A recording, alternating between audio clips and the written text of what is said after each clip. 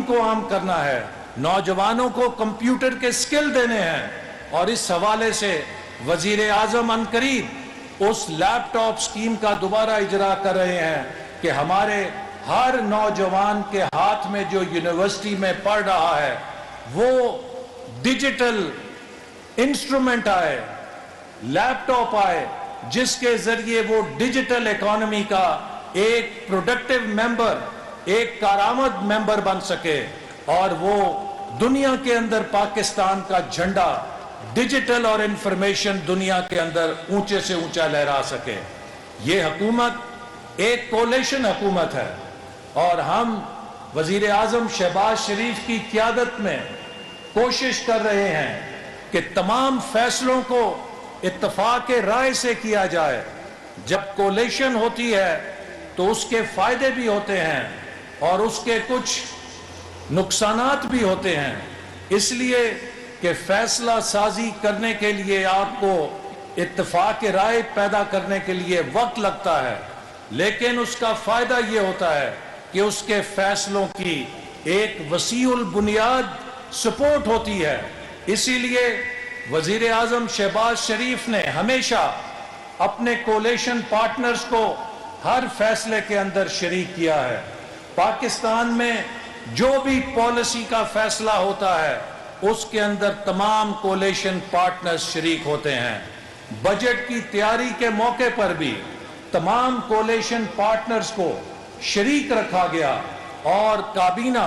جس نے بجٹ کی منظوری دی اس میں تمام کولیشن کے ممبر شریک تھے، اور ان سب کی اتفاق رائے سے بجٹ کی منظوری دی گئی۔ اسی طرح جو ترقیاتی بجٹ ہے اس پر بھی نیشنل اکنامک کاؤنسل منظوری دیتی ہے، اور نیشنل اکنامک کاؤنسل کے اندر سندھ کے وزیر اعلیٰ بھی شریک ہوتے ہیں، بلوچستان، پنجاب، کے پی، ہر صوبے کی نمائندگی ہوتی ہے، اور جو ترقیاتی بجٹ ہے اس کو حتمی شکل تمام صوبوں کے وزراء اعلیٰ کی تائید اور منظوری کے ساتھ دی گئی ہے۔ لہٰذا حکومت ہمیشہ کوشش کرتی ہے کہ ہر فیصلے کو اتفاق رائے کے ساتھ کیا جائے، اور جب فیصلے اتفاق رائے کے ساتھ کیے جاتے ہیں تو وہ سب کی ذمہ داری ہوتی ہے کہ سب ان فیصلوں کا پہرا دیں، اور ان فیصلوں کو برابر کی اونرشپ دیں۔ جہاں تک پاکستان میں پچھلے سال کلائمیٹ ڈیزاسٹر آیا تو وفاقی حکومت نے وزیر اعظم شہباز شریف کی قیادت میں صوبہ سندھ اور صوبہ بلوچستان کے اندر اپنے تمام تر محدود وسائل کے باوجود اس میں غیر معمولی طور پہ وفاقی حکومت نے 80 ارب روپے سے زیادہ بے نظیر انکم سپورٹ پروگرام کے ذریعے سندھ اور بلوچستان کے سیلاب متاثرین کو براہ راست مدد دی۔ اسی طرح این ڈی ایم اے کے ذریعے بھی تقریباً 15 سے 20 ارب روپے کی پریکیورمنٹ کر کے وہاں پر ٹینٹس اور جو ضرورت کی اشیاء تھیں انہیں پہنچایا گیا۔ اسی طرح جو غیر ملکی امداد آئی تھی اس میں بھی ان صوبوں کو بھرپور طور پر اس امداد کا رخ وہاں پر موڑا گیا، اور وفاقی اداروں نے اور صوبائی حکومتوں نے مل کر بے مثال طریقے سے وہاں پر بحالی کا کام کیا، اور وہاں پر لوگوں کو دوبارہ اس سیلاب سے نکلنے میں مدد دی۔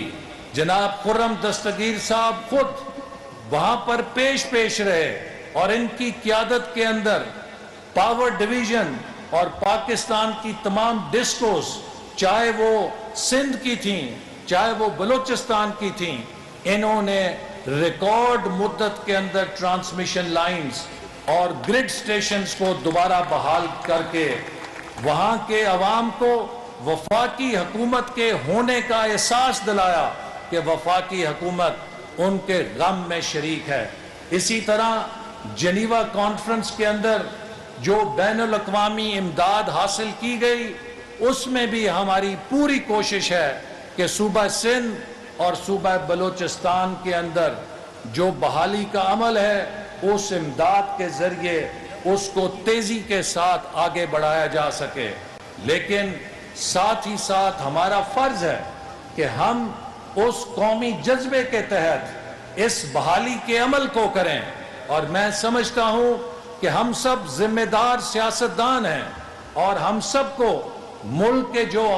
حالات ہیں، جو اس وقت کی معاشی صورتحال ہے کہ جس میں عمران خان نے مسلسل ملک میں سیاسی بے یقینی پیدا کر کے پاکستان کی معیشت کو تباہ کرنے کی سازش کی، پاکستان میں پولیٹیکل انسرٹنٹی کے ذریعے معیشت کو جھٹکے دینے کی کوشش کی، تو میں امید کرتا ہوں کہ ہمارے کولیشن پارٹنرز جو کہ بہت ذمہ داران ہیں، انہیں بھی اس بات کا احساس ہوگا کہ جلسوں کے اندر، عوام کے اندر جب آپس میں تنقید کی جائے گی تو اس سے سیاسی بے یقینی پیدا ہوتی ہے، اور اگر آپ کے کوئی شکایات ہیں تو وزیر اعظم نے ہمیشہ آپ کی شکایات کو دور کیا ہے، لہٰذا ہمیں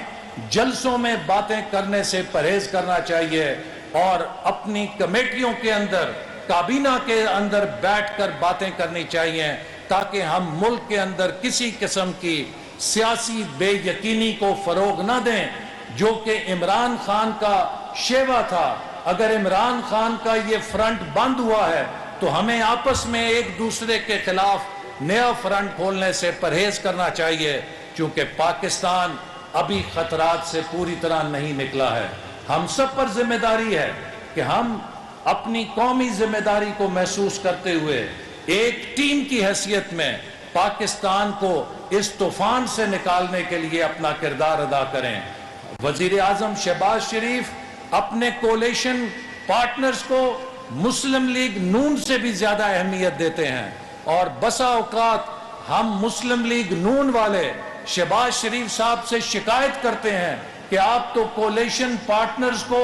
ہمارے اوپر بھی زیادہ اہمیت دیتے ہیں، اور ہمیشہ وہ یہ سمجھاتے ہیں کہ ہمیں اس وقت جو ملک کے حالات ہیں ان کے پیش نظر اس خاندان کو، اس گلدستے کو سنبھال کے رکھنا ہے، اکٹھا رکھنا ہے، تاکہ پاکستان کو ہم ان طوفانوں سے نکال کر ساحل کی طرف لے کر جا سکیں۔ لہٰذا میں یہ بات کہنا چاہتا ہوں کہ ہماری کوشش ہے کہ ہم پاکستان کے تمام صوبوں کو ایک آنکھ سے دیکھیں، اور کبھی نہ وزیر اعظم شہباز شریف کے ذہن میں، نہ اس حکومت کے کسی وزیر کے ذہن میں یہ بات آئی ہے کہ ہم کسی بھی صوبے کے خلاف کوئی ڈسکریمنیشن کریں۔ یہ قومی حکومت ہے، یہ قومی جرگہ ہے، اور ہم قومی جذبے کے ساتھ پاکستان کی خدمت کرنے کی کوشش کر رہے ہیں، اور اسی جذبے کے ساتھ دیگر وزراء بھی، دیگر جماعتوں کے وزراء بھی، پیپلز پارٹی کے وزراء جو بلوچستان سے جماعتیں ہیں، ایم کیو ایم کے وزیر، جے یو آئی کے جو جماعتیں ہمارے ساتھ کابینہ میں شریک ہیں، ہم ایک خاندان کے ماحول میں بیٹھ کر پاکستان کے مسئلوں کو حل کرنے کے لیے اپنی بہترین صلاحیتوں کو استعمال کرتے ہیں۔ لہٰذا مجھے یقین ہے کہ انشاءاللہ تعالی یہ جو گلدستہ اس وقت ایک قومی حکومت کی صورت میں ہے، یہ پاکستان کو ان بحرانوں سے لے کر جائے گا، اور اس کے بعد ہم الیکشن میں جائیں گے، اور الیکشن میں پاکستان کے عوام کو چوز کرنا ہوگا کہ وہ کسے منتخب کرنا چاہتے ہیں، اور مجھے یقین ہے کہ اگلے الیکشن میں پاکستان کے عوام مسلم لیگ نون کو وہی مینڈیٹ دیں گے جو انہوں نے 2013 میں مسلم لیگ نون کو دیا تھا، چونکہ اس وقت اگر پاکستان میں ترقی کی کوئی جماعت ہے تو وہ مسلم لیگ نون، اور اگر کوئی ترقی کا ویژن ہے تو وہ ہمارے قائد نواز شریف کا ویژن ہے، جو پاکستان کو ایشیا کا ٹائیگر بنانا چاہتے تھے، جو پاکستان کو ایٹمی قوت کے بعد ایک اقتصادی قوت بنانا چاہتے تھے، جس کی پالیسیز، جس کے منصوبے آج بھی ملک کے چپے چپے پر اس بات کی گواہی دے رہے ہیں کہ جو ویژن ان کا تھا، یا جو ویژن مسلم لیگ نون کا تھا،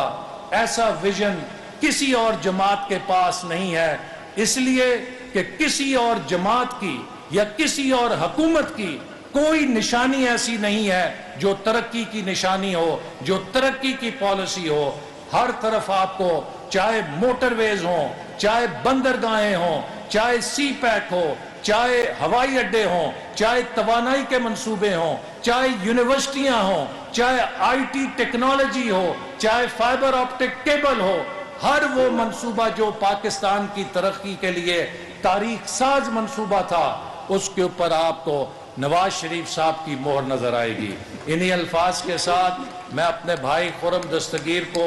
دوبارہ خوش آمدید کہتا ہوں، ان کا شکریہ ادا کرتا ہوں کہ آج نارووال ضلع کو ضلع بنے ہوئے کتنے سال بیت گئے تھے،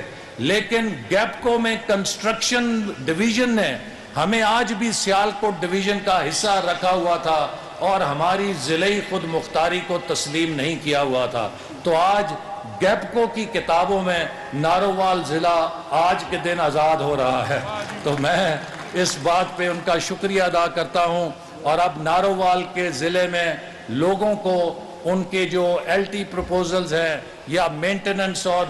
نیا کام ہے، اس کے اندر زیادہ التوا کا نشانہ نہیں بننا پڑے گا، اور ان کے تمام جو منصوبے ہیں بر وقت مکمل ہوں گے۔ پاکستان زندہ باد۔